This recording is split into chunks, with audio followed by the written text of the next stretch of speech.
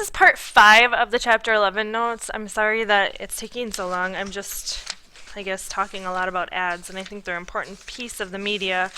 So I guess I'm expanding on them a little bit more than I normally do on the notes. The next big thing or topic to talk about is on page 400. This is the association principle. The association principle says that the ad associates a product with a positive culture, value, or image. So a persuasive technique used in most consumer ads that associates a product with a positive culture, value, or image, even if it has little connection to the product. For example, many ads displayed the visual symbols of American patriotism in the wake of 9/11. It was trying to convince us that there's an innate relationship between a brand name and an attitude. Another popular use of the association principle is to claim that products are real and natural, possibly the most familiar adjectives associated with advertising. For example, Coke sells itself as the real thing, and the cosmetics industry offers synthetic products that promise to make women look natural. The disassociation as an advertising strategy is also a popular. According to the disassociation strategy, it often links new brands and a product line to eccentric or simple regional places rather than to images conjured up by big cities and multinational conglomerates.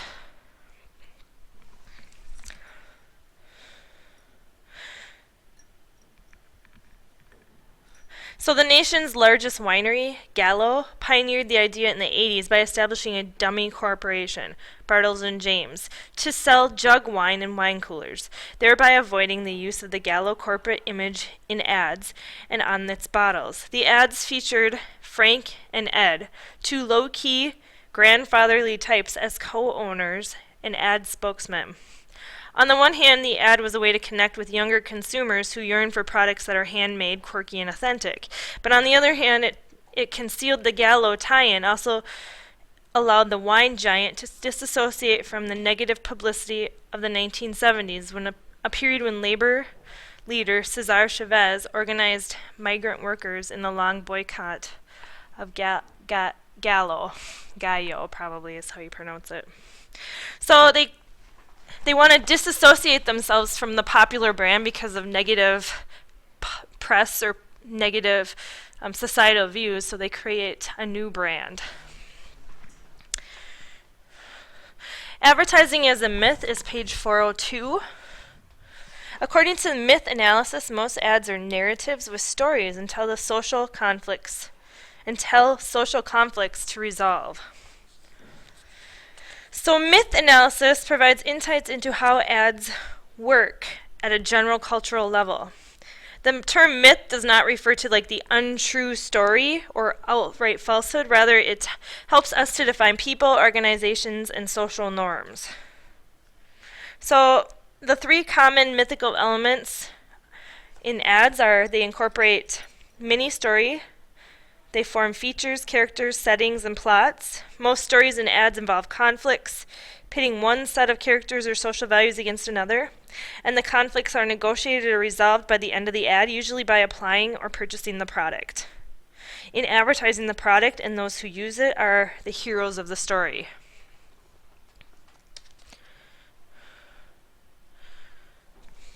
The next big topic is talking about the placement of ads. This is on page 403. Product placement is an important topic because product companies and ad agencies have become adept at strategically placing ads or buying space in movies, TV shows, and comic books, and video games too. They want to appear as part of the story's set or environment. So there's some examples on page 403. In 2009, Starbucks became a naming sponsor of MSNBC's show Morning Joe, which now includes Brewed by Starbucks in its logo. In 2013, the Superman movie Man of Steel had the most product placements ever for a film, with 100+ marketing partners in deals worth $160 million, including those with Hardee's, Gillette, Sears, Nikon, Nokia, and 7-Eleven, IHOP, as well as the National Guard. So this is kind of what we talked about a little bit last week with the product ads and product placement.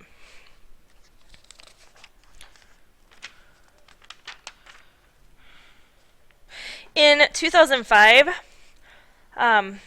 the Watchdog organization Commercial Alert asked both the FTC and the FCC to mandate that consumers be warned about product placement on television. The FTC rejected the petition, whereas the FCC proposed product placement rules but had not approved them by 2013. So, in contrast, the European Union recently approved product placement for television, but requires programs to alert viewers of such product placements. So they might have that, the ads in this are, it might give you a warning about it. So in Britain, for example, the letter P must appear in the corner of the screen at commercial breaks and at the beginning and end to show of a signal of product placement.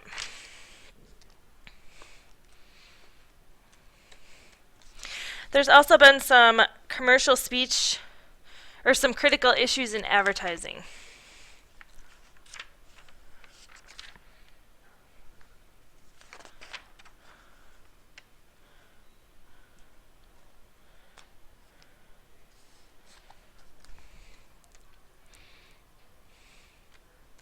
So commercial speech supports the right to circulate goods, services, and images in the marketplace of products.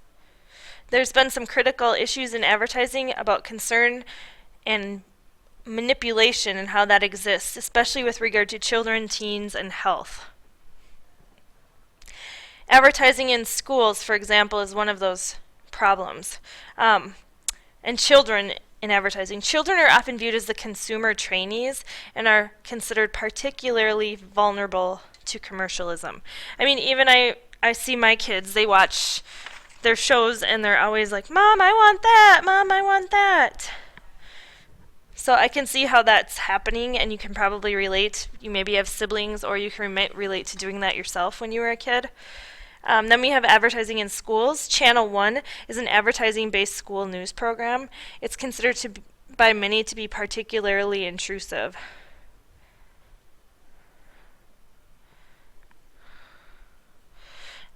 How is this impacting teens? Well, many are saying that there's a big concern in that it's affecting the ultra-thin female models and the self-image of girls, and I know some of us have studied that before.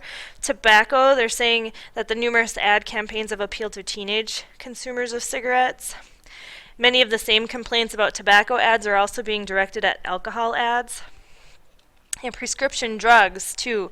Direct-to-consumer advertising on television and online has translated into big sales for certain prescription drugs, but the practice raises new safety concerns. So all of these things are talked about on pages 406 to 407. Actually, 406 to 411.